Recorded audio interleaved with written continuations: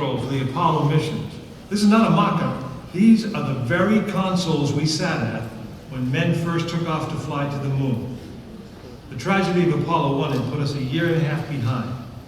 We were making up for it in one big leap, and we were doing it with a rocket that no man had ever flown before.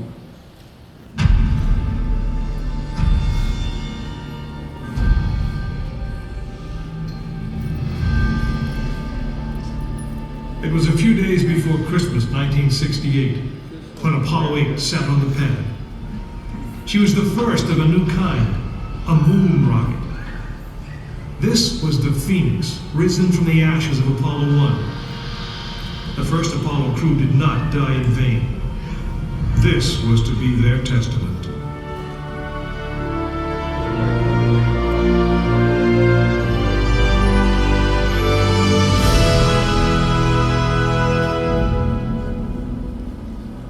"36 stories high, she had been fully fueled throughout the night.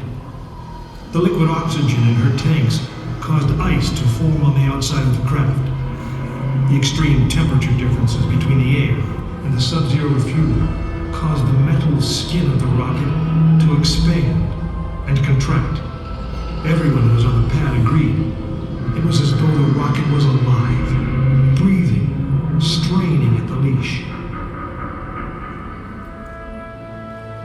Earlier in the morning, astronauts Frank Borman, Jim Lovell, and Bill Anders had made their final preparations before taking that long ride out to the waiting spacecraft. The minimum safe distance from a Saturn V at liftoff was 3 miles. The reason was simple. When fully fueled, the rocket contained the explosive power of an atomic bomb.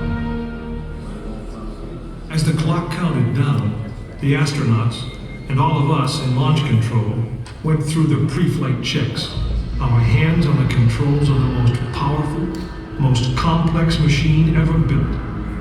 It had over 2 million separate systems, and to bring these men back alive, everything had to work perfectly.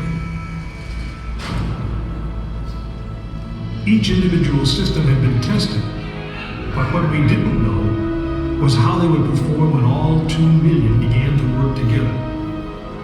That moment would come when the countdown clock reached 0.